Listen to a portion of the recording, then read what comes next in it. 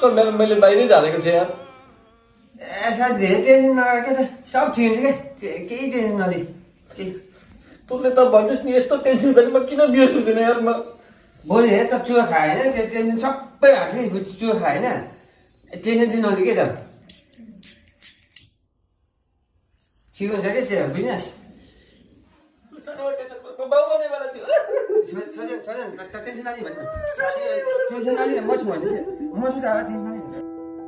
शिखर rice, दुःखमा पनि सुखमा पनि साथ सधैँभरको अटुट सम्बन्ध।